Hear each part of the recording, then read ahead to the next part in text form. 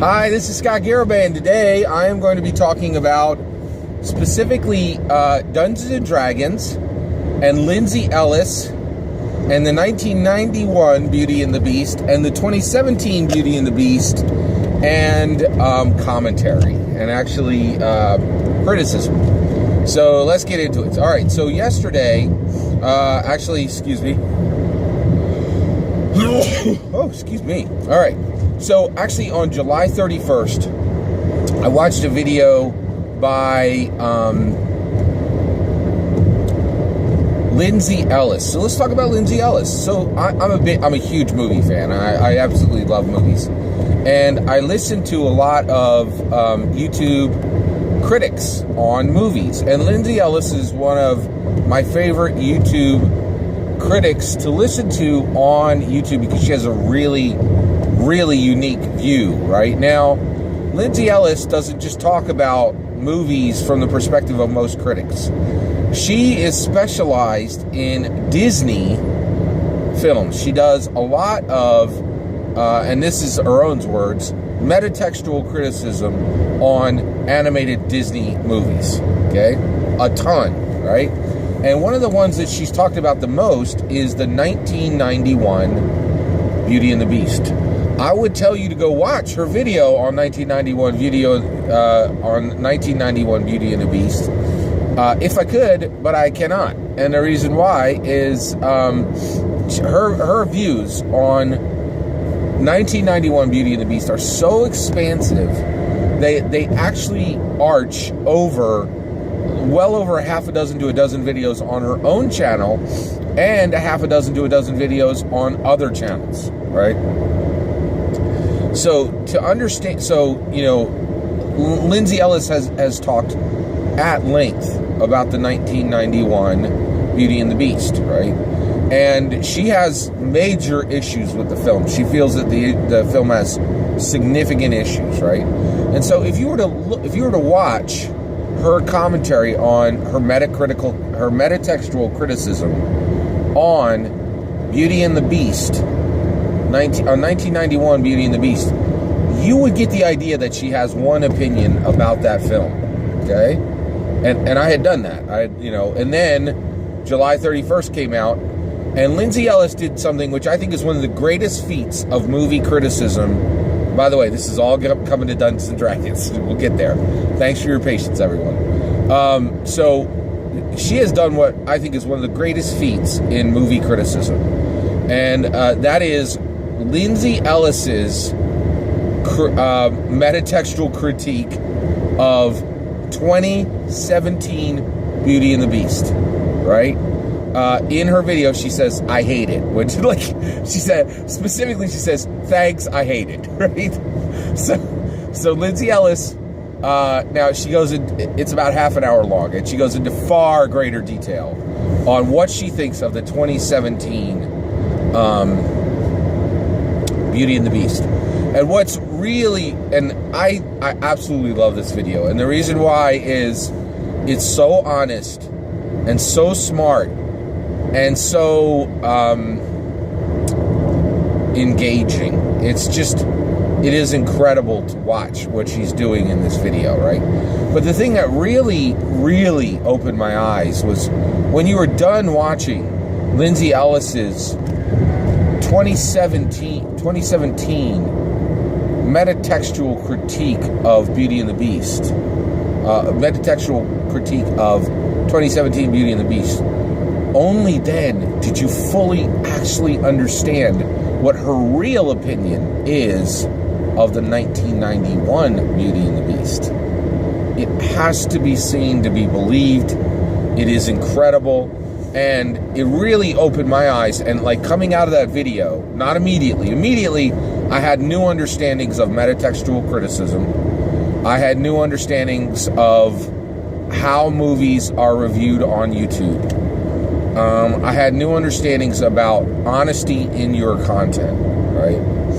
It truly is an incredible video that is really special and unique and stands to say, if you are a commentator on YouTube, this is how it's done, right? Lindsay Ellis's, this review is stunning. Like, it is just stunning, right? And really, like, it also shows you that when someone is talking about something, you don't always see the full view until you've been able to see the entirety of what they're saying on the subject. Okay, I truly believe that Lindsay Ellis's actual opinion of the 1991 Beauty and the Beast is only understood when you have seen her metatextual criticism of the 2017 Beauty and the Beast, right? Which is shocking because, you know, some of these videos are spread 3, 4, 5, you know, years apart at least, right? It's really, really, really fascinating, right? So definitely check out her Lindsay Ellis's 2017 metatextual criticism of Beauty and the Beast, all right? Of 2017 Beauty and the Beast. All right, so now let's talk about Dungeons & Dragons, all right? So having watched Lindsay Ellis's metatextual criticism of 2017 Beauty and the Beast, it helps me to understand what I've been trying to accomplish on my channel with Dungeons & Dragons. I don't have any interest in doing metatextual criticism, and the reason why is I think criticism takes some objectivity, right? And I don't have objectivity on Dungeons & Dragons. I have an absolute passionate love for the game of Dungeons & Dragons. I am ride or die for this game. I will buy every edition until I am put into a pine box. That is my dedication to the game. It does not matter what they do. I will always be a fervent customer of Dungeons & Dragons, right? At the minimum, if they take it completely south and they ruin every aspect of the game, right, I'll be there just to see what's happening with it, right? But I don't think that's going to be the case. I think, you know, that the people who, like, I think the next design team lead is going to be Kate Welch. I think she has a genuine love for the game, and I think we're heading in the right direction, right?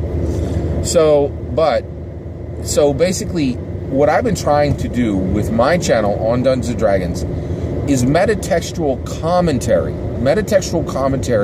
of Dungeons & Dragons, right? Metatextual commentary. And that is, I want to talk about, like, everything but the practical how to play, right? And the reason why I want to do this is not, like, let me make it super clear. I have very strong opinions on how you should build a druid in Dungeons & Dragons 5e, right?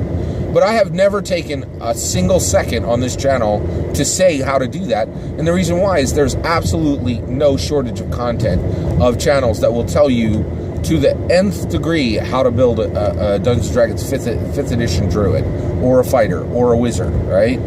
I also have really, you know, started to move away from even telling people how to game master, right? I do have strong opinions on how to dungeon master, right? But I've started to move away from this, and the reason why is I'm going into this zone where I'm doing metatextual commentary, and when it's done, when I get lucky and I do it really well, it turns into metatextual discussion in the comments below, which is even better, right? So I want to do metatextual commentary on Dungeons & Dragons and talk about the design of the game, right? And talk about what signs and symbols are contained within the game, right? What it means for our politics, for our society, for our culture, what it means as an element of Americana, right? Now, I want to talk about the practical aspects of the game, but the reason why more and more I'm shifting to this metatextual commentary on Dungeons & Dragons is because very few people are discussing this, and the game deserves it. The game deserves in-depth metatextual commentary on it, all right? And I just don't see a lot of channels doing that. Adam Cobell's out there doing it. Mac Coville does it every now and then. There's a few people out there, but generally there aren't channels that are dedicated to metatextual commentary on Dungeons & Dragons. One more thing that I'm trying to do with my channel is neo-historical commentary on Dungeons & Dragons. What do I mean by neo-historical? I mean, I'm incredibly interested in the history of Dungeons & Dragons, especially its design, its publication, everything about it, right? The history. And I call this neo-historical, and the reason why is the game is 44 years old, right? It's 44 years old. That's not long, right? Like, we are, we're doing history in a time where the sons and daughters of Gary Gygax are still here, and they could be accessed, and they're saying things on social media about Gary Gygax, right? We are dealing with first generation documentation about the game. We still have pieces of paper that have Gary Gygax's writing on them. This is neo-historical, right?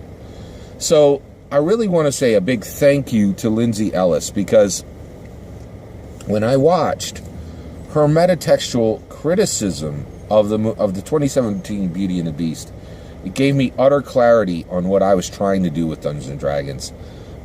I really am interested in doing metatextual commentary on Dungeons and Dragons and neo-historical commentary on Dungeons and Dragons. And I really want to say thank you to everyone out there who's had patience as I kind of journeyed into this. My understanding of what I was trying to achieve grew, right? Because I have a very small channel. It's incredibly niche. And, and every day I really am very thankful that there are people out there who are interested in what I'm saying and who are understanding what I'm saying. And it's truly a blessing, because one of the things that's really helpful is, in my daily life, I really can't have these discussions. I have dyed-in-the-wool TRPG fans who I game with on a regular basis, who I can't have a metatextual commentary. I can't have a metatextual discussion and a neo-historical discussion on Dungeons and Dragons, because some of them are weren't even born when the game was created, right?